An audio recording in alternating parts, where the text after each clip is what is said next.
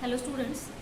Yesterday we have discussed what is capacitance and how can we calculate capacity of any insulated spherical conductor, or you can say not insulated, isolated spherical conductor. So for that case we have seen that the capacitance that is comes out to be 4 pi epsilon 0 into R, and if we have 1 farad capacitance, then we have seen that the radius that comes out is 1500 times the radius of the earth. Means that if we want to make such kind of conductor or capacitor which can have capacity of 1 farad, so we have to make its radius 1500 times than the radius of the earth there. So this is not possible to make such kind of capacitor which can have this kind of large size. The reason I just told you already. Whenever for that capacitance, if you will see, a large amount of charge we will need, and whenever charge will increase, then potential and electric field due to that charge will also increase there, and after a certain limit of electric field, that electric field starts to ionize the surrounding airs or gases, and due to that air or medium started to ionize, and due to ionization of the medium they will start to just neutralize the charges that is reside on that spherical conductor. Means capacity or to hold the charge that will start to decrease that time. So it is simple see, it can be seen that up to a certain limit we can put a charge on conductor, or you can say the capacity of a capacitor can be up to a certain limit. More thing is that if we are making any capacitor, then its capacity is very small. Only we can put that kind of or that capacity. So by the discussion it is clear that we cannot put a large amount of charge on any capacitor or any conductor. So the capacity of any conductor is limited, and it is of the order of mostly microfarad. So to I just told you yesterday also, to increase the capacity we are combining them, or decrease capacity we are combining them according to our need. We can combine them either in parallel or series way. So later we will discuss that thing also. But today we will first see what is parallel plate capacitor. So basically to make any capacitor we are using such kind of theory here. So as I told you already, in the case of capacitance we are using two plates, and that two plates have opposite charges resides on them, and they are separated by some distance. So if such kind of separation and system we have, then that can store some of the charges. And theory I just told you principle of capacitance yesterday. So let's see what is first parallel plate capacitor. So in this case, suppose we have two plates. One plate is X and second plate is Y. And in this case, we are just earthing this second plate here. And this is neutral plate. Only this X plate is charge plate. So one more thing here again, like in the principle of capacitor, we have just seen that we have two plates, and one plate is charged and second plate is neutral here. So as the second plate is neutral, then there will be induced charge on this plate, and due to induction, positive negative both kind of charges will be here. So let's take here positive charges that are distributed on the plate X, and due to distribution of this positive charge, then here obviously atoms or molecules are here, and atoms molecules are made up of positive and negative charges. So negative charges will start to feel attraction due to Coulomb attraction force towards this positive plate. So these charges will be distributed inside to the plate, and positive charges will feel repulsion. That's why they will be outside to the plate here. So here a distribution of positive negative type of charges that start to be induced due to this the presence of this positive plate X here. And as we have earthed this whole of the plate Y, then due to earthing, this positive charge will be neutralized by the electrons that will be transferred from the earth to this plate. So as this positive charge on this plate that will be neutralized, then this will be transferred to the earth from here, and only negative charge will reside on this. So due to this kind of induction, now we can see that on these two plates positive negative charges are distributed as they are in of the opposite kind, and also the separation between this plate is, suppose this is D, means these plates are separated by some distance D. So we can see here this is following the principle of capacitance, means now this plate is able to store some of the charges, able to hold some of the charges here. So as it is holding positive negative charges on these two plates, and due to that some of the potential is created here also.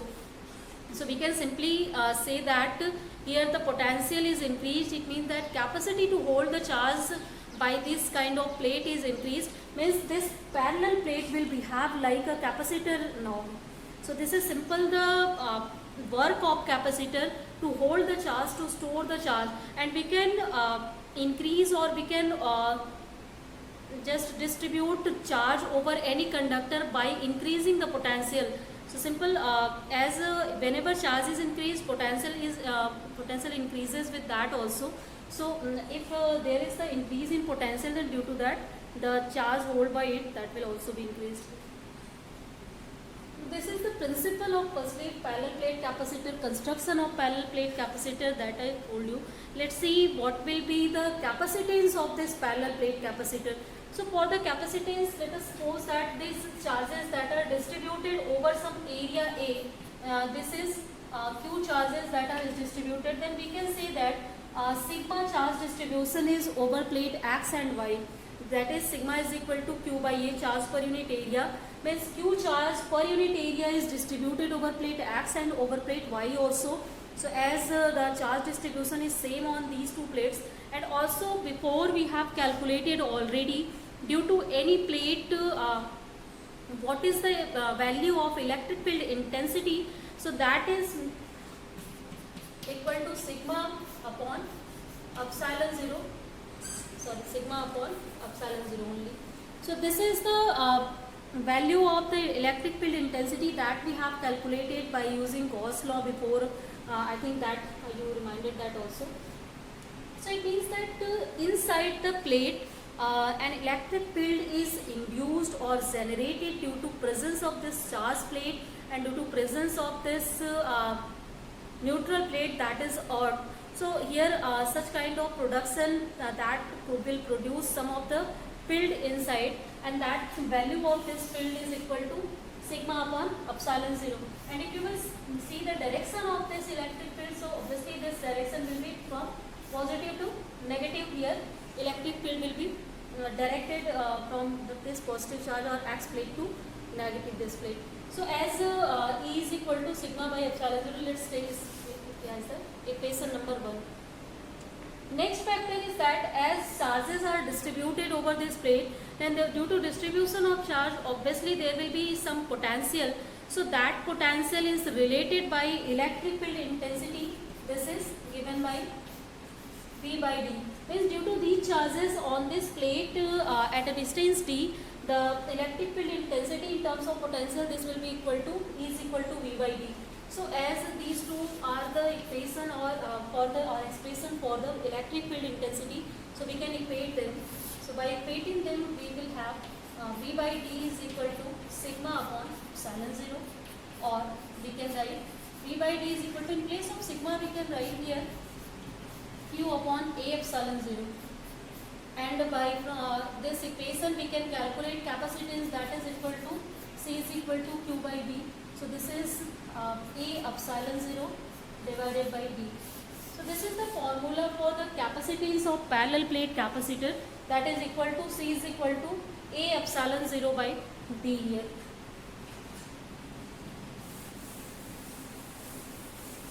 So by equation, this is C is equal to A epsilon 0 by D. We can see that this capacitance of parallel plate capacitor is directly proportional to the area here. Means greater will be the area of the plate that we are using, greater will be the capacitance, or greater will be the capacity to hold the large amount of charge by it. So obviously you can see that the charges are charges stored by any conductor is depending on its area also. So whenever area will increase, it will store or it will hold more of the charges. Then so you can simply say that it is directly proportional to the area. Second factor, C is directly proportional to the permittivity. So as here we have taken this parallel plate in air here, or in vacuum case you can take, but suppose the medium in which we are making parallel plate capacitor, or medium between these two capacitors, sorry, these two or not capacitor, these two plates, that will change. Here air is present up to now, but suppose that we are inserting any other medium, then obviously due to presence of any other medium, this value of permittivity will change also. So whenever value of permittivity will change, then according to that, capacity to hold the charge by the plate conductor, that will also be changed. So if permittivity is increasing, means we are using such kind of medium whose permittivity is higher than the air, then that kind of medium will increase capacity of any parallel plate capacitor. Here one more thing, we cannot use or we just don't use conductors here. Reason is that if we will use conductors, then these obviously you know that in conductors large amount of electrons we have, so that electron will start to move towards it and they will start to neutralize the charges. So it means that that time capacity will decrease due to that. So here a new kind of material we are using to increase the capacity, that is known as dielectric materials. So later I will tell you what is dielectric material and how the capacity changes whenever we are just inserting any dielectric material between these two parallel plate capacitors here. So I think this concept is now clear. Whenever we will change medium between these two plates, then capacity to hold the charge by these plate capacitors, that will change also. Third factor, C is inversely proportional to D. Means if distance between these two plates that we are putting to make parallel plate capacitor, that is changing, then due to distance between plates or change in the distance between plates, there will be the change in capacity also. Means if distance between these two plates is increasing, then there will be decrease in this capacitance. As reason is that exactly, if the distance is increasing, then the induction process that will decrease. So less induction process will be induced here. So as less induction will be here, less charges will be here, then obviously capacity will be less at that time. And if we are just bringing them near to each other, then that time it is also increasing. So one can thought here, we can put in contact to these two plates or not. So if you will put in contact to these two plates, then these positive negative charges will neutralize them. So that's why we have to put it up to a certain limit also, and means the distance between them should be some value, and but it should not exceed to some value.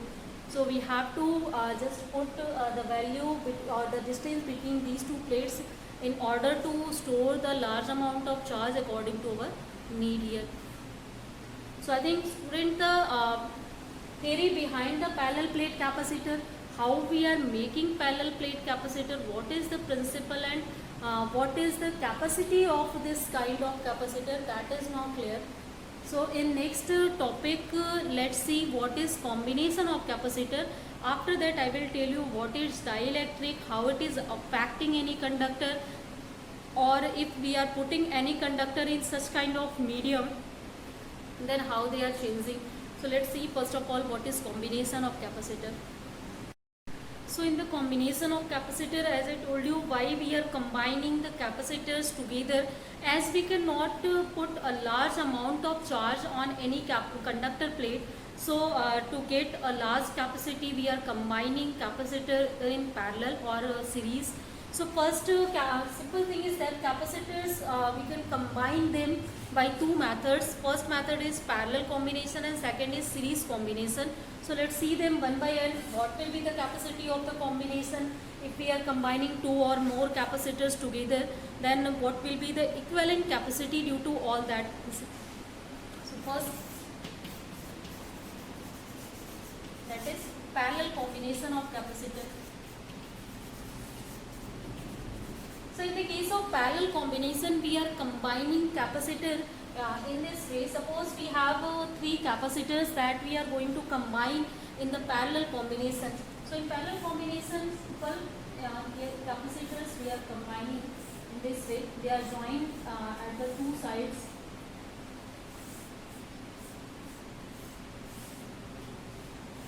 And let us suppose that we have connected it by some battery of potential that is V on this.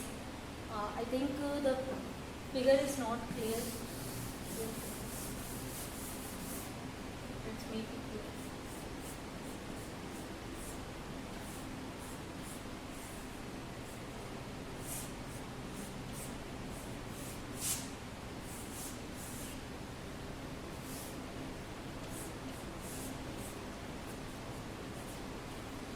So this is our source supply.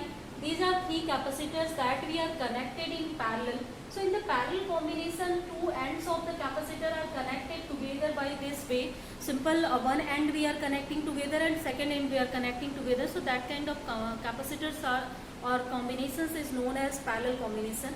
And V potential we have applied at two ends of this. Suppose one end is A here and second end is B here. Suppose the capacity of this first capacitor is C1, second capacitor is C2, third capacitor is C3.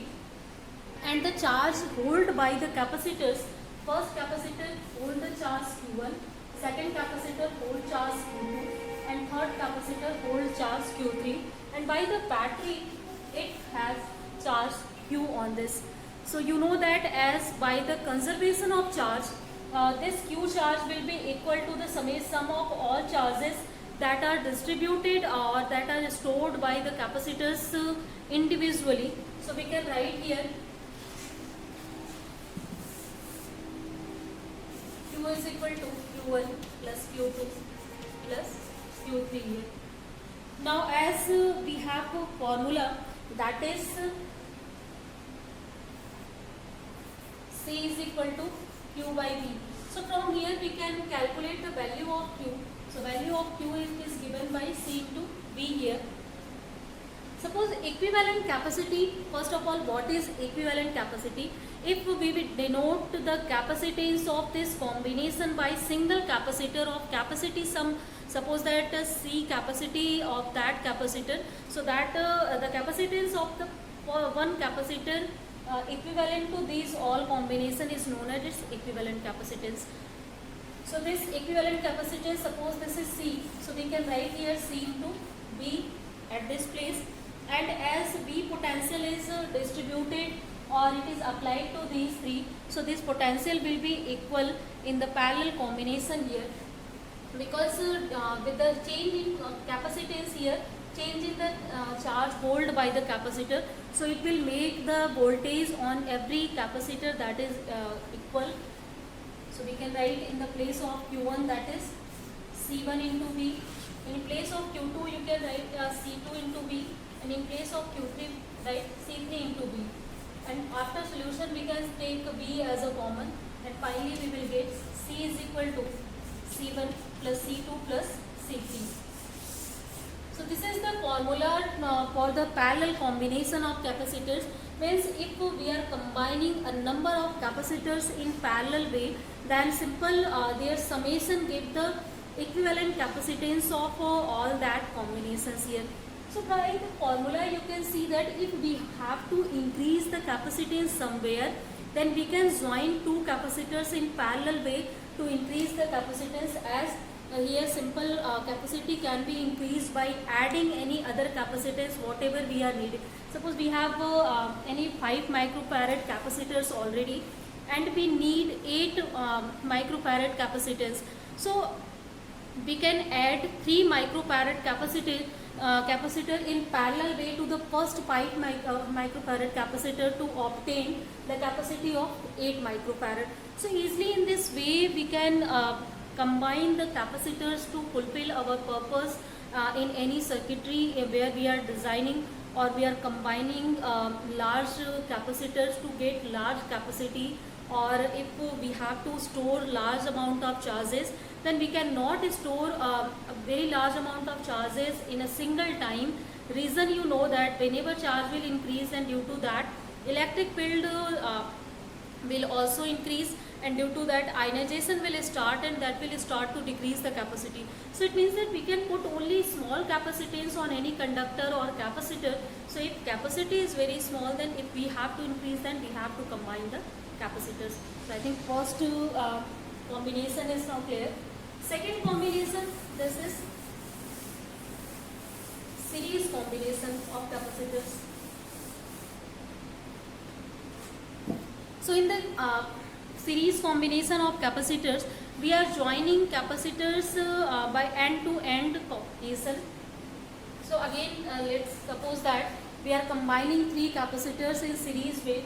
So if we will combine them by end-to-end, so in this way we can combine the capacitors. So these three capacitors are now combined, and let's add them by some battery of voltage V here.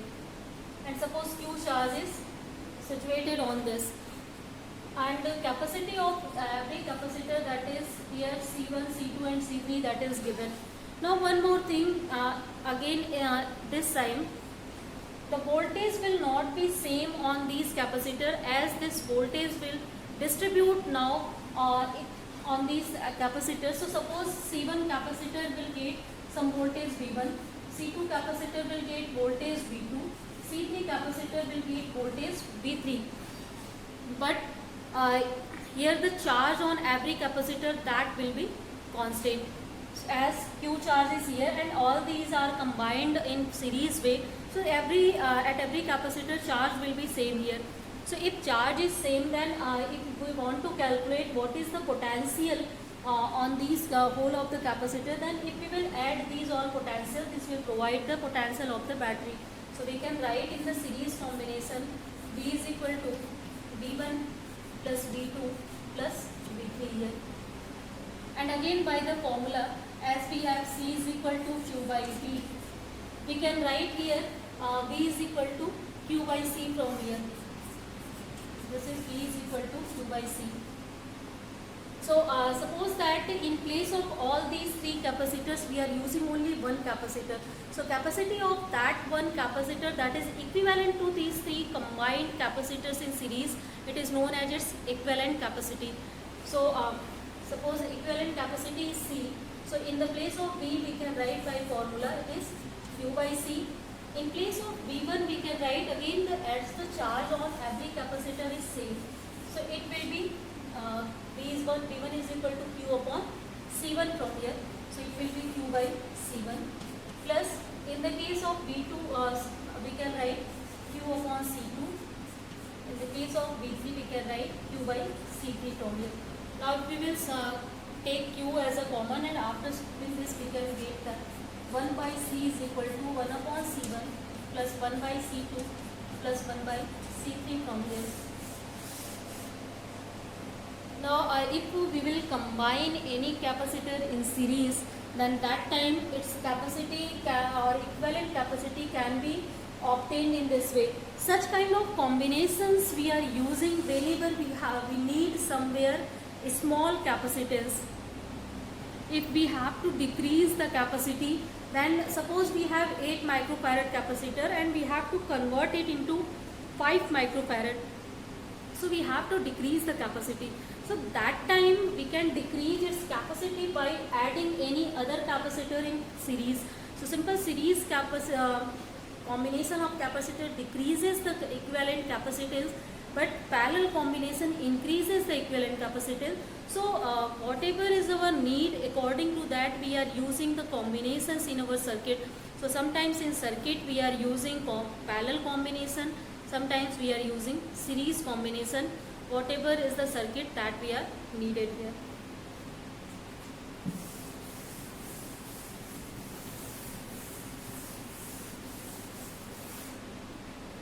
Now let's see one numerical problem that is based on the formula that we have seen for the case of parallel plate capacitor. So question is here, a parallel plate capacitor has plate area 25 centimeters square and a separation of 2 mm between the plates, and the capacitor is connected to a battery of 12 volt. So first let's write the data that is given to us. So in this case, first thing, area is given. So area is 25 centimeters square. Second thing is given, separation D is given. So this is 2 mm. And third thing is given, that is potential is given. V is given, that is 12 volt. So now we have to find, first is charge on the capacitor. So first let's find what will be the charge on this parallel plate capacitor for which this data is given to us. So first of all, whenever you are seeing it is not in standard unit, first convert it into the standard unit. So when we will convert it into standard unit, then there will be 10 to the power minus 4 meters square. This will be equal to 2 into 10 to the power minus 3 meter, and this one will be equal to 12 volt. Already it is in the same unit. So as now we have just converted it, so let's see the formula of the this parallel plate capacitor. So from the formula, if you will see, this is C is equal to epsilon 0 A by D from here, and also in the place of C we can write Q by B from here. Now we if you will see, we have all the values. We know already the value of epsilon 0. We know the value of A from here. We have the value of D separation, and we have the value of B. Then we can calculate what is the charge on the plate. So charge on the plate Q is given by epsilon 0 A into B by D. So let's put the values of the things that is given. So epsilon 0, its value is 8.85 into 10 to the power minus 12. A is 25 into 10 to the power minus 4. B is 12 volt, and this whole is divided by separation D, that is 2 into 10 to the power minus 3 from here. Now if we will solve this whole data, so this comes out to be 1.33 into 10 to the power minus 8 coulomb. So this is the charge that is stored by or held by that capacitor for which this kind of data is now given. It can hold such amount of charge. So this is also very large charge or number of charges it can hold probably. So today we have just discussed what is parallel plate capacitor and why we are using combination of capacitor and which kind of combinations to combine the capacitors that we have in one of the numerical problem we have seen. I think all these things are now clear. So let's see one more topic, after that we'll end the class today. So our topic is that leakage of charge from a capacitor. So first of all, what is the leakage of charge? Whenever we are talking about the leakage of charge, it means that some of the carrier that is on plate that will leave to the plates from there. So you know that charges can be transferred from one place to another place. So whenever some of the charges will be transferred, then obviously some charge will be reduced on the plate, and that is called the leakage that time. So as one thing we have by the formula of capacitance,